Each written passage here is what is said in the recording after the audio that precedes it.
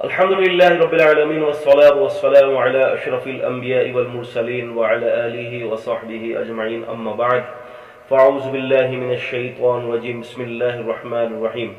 معزز ناظرین اکرام السلام علیکم ورحمۃ اللہ وبرکاتہ۔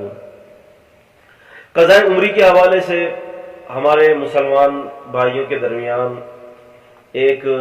بڑا عجیب مسئلہ ہے کہ وہ لوگ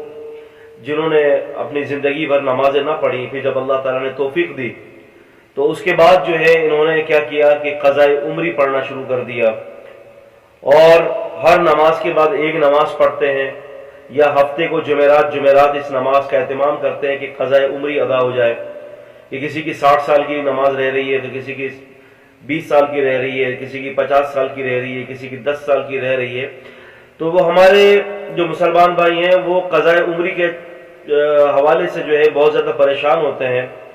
اور اس حوالے سے جو ہے وہ کچھ جھوٹی اور من گھڑت روایات کا سہارا لے کر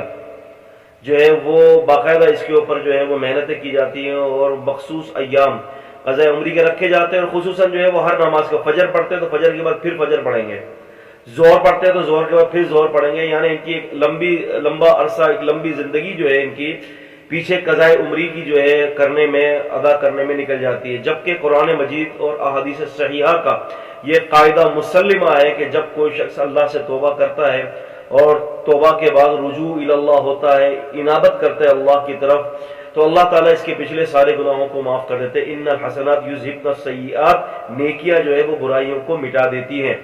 تو اس حوالے سے اگر کوئی شخص توبہ اور تائب ہو جاتا ہے، اللہ تعالیٰ سے معافی مانگتا ہے، تو اللہ تعالیٰ کی ذات سے امید ہے کہ اللہ تعالیٰ بڑی وسعت والا ہے کہ اللہ تعالیٰ اس کے پچھلے جتنی بھی نمازیں قضا ہوئی ہیں اللہ تعالیٰ سب کو معاف کرنے پر قادر ہے۔ ان اللہ یغفر الذنوب جميعا، اللہ تعالیٰ تمام گناہوں کو معاف کرنے والا ہے۔ اس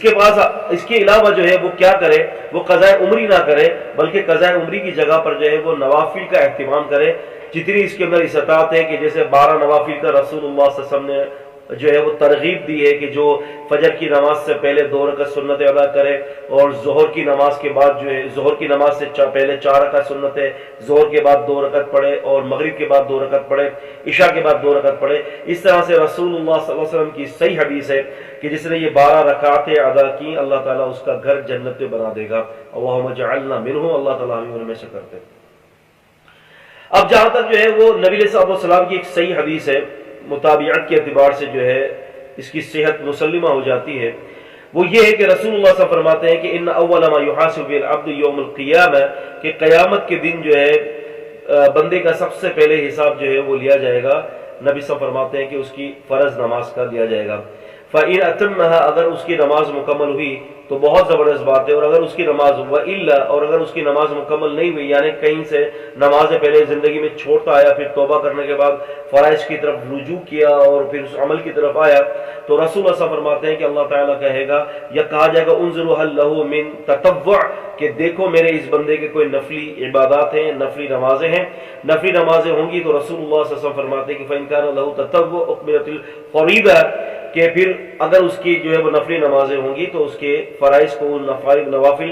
نماز کے ذریعے پورا کر دیا جائے گا۔ تو اس حوالے سے ہمیں یہ بات بڑے اچھے طریقے سے قاعدہ پتہ چل جاتا ہے، بلکہ رسول صلی اللہ علیہ وسلم فرماتے ہیں کہ ثم يفعل بسائر الاعمال المفروضہ مثل ذلك، تمام فرائض کے اعمال کا یہی حال ہوگا کہ اللہ تعالیٰ نوافل کے ذریعے پورا کرے گا۔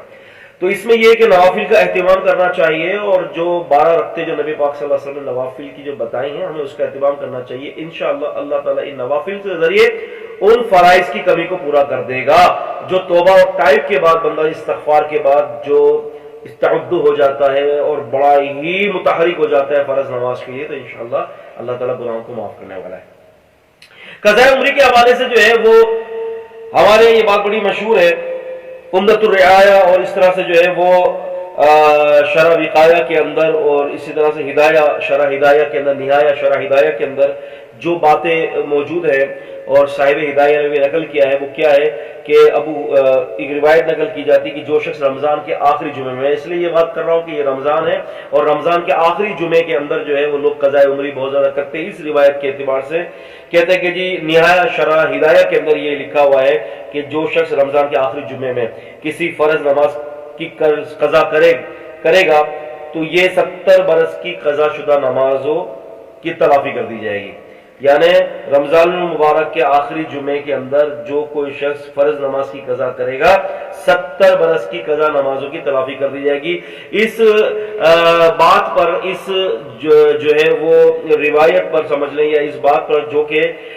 نہایہ شرح ہدایہ کے اندر جو موجود ہے، اس پر بہت سارے لوگ رمضان المبارک کے آخری جمعے میں اپنی نمازوں کو قضا کرنے کے لیے یہ اہتمام کرتے ہیں. جبکہ یاد رکھیں، اس بات کو ذہن نشین کر لیں کہ مولانا عبد الحی رحمہ اللہ لکھتے ہیں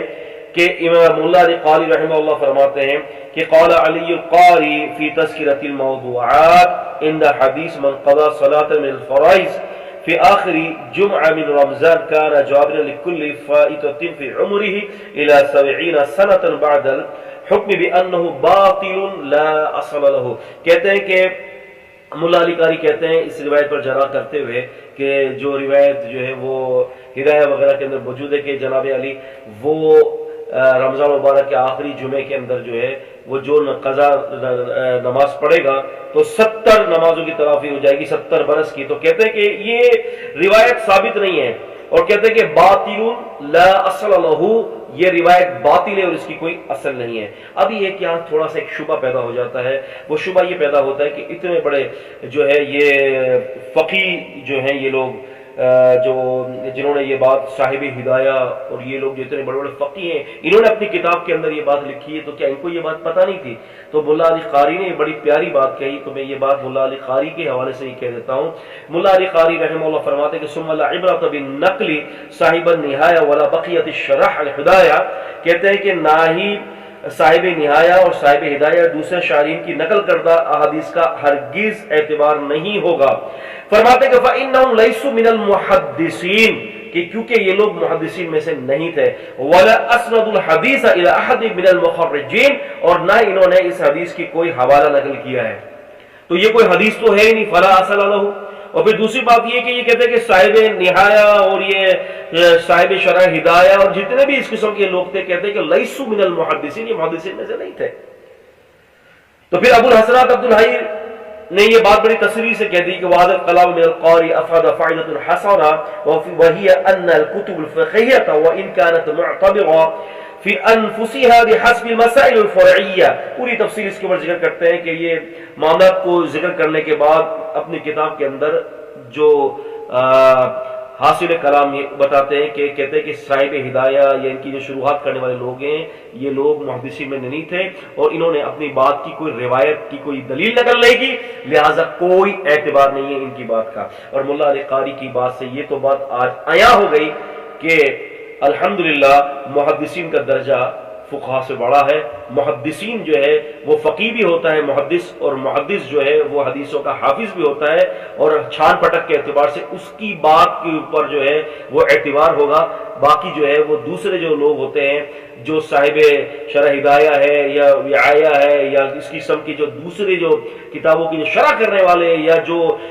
جو ہے وہ حاشیہ چڑھانے والے جو لوگ ہوتے ہیں ان کی بات کے اوپر اتنا اعتبار نہیں ہوتا کہ روایت کی چھان پٹک کے حوالے سے صحت اور ضعف کے اعتبار سے ان کی بات کو حرف آخر مانا جائے. یہ محدثین کا کام ہے، اور محدثین جو ہے علامہ ملا علی قاری رحمہ اللہ کے اعتبار سے یہ لگتا ہے کہ فقہا سے بڑا درجہ انہوں نے محدثین کو دیا ہے. واللہ عالم یہ سب اپنے اپنی جگہوں پر اللہ تعالیٰ کے نیک بندے ہیں، اللہ تعالیٰ سب پر رحم فرمائے. لہذا قضاء عمری کی جو ہے دلیل اللہ کے رسول سے ثابت نہیں ہے، شریعت میں ثابت نہیں ہے. توبہ کیا جائے، استغفار کیا جائے اور نوافل کی کثرت کی جائے. السلام علیکم ورحمۃ اللہ وبرکاتہ.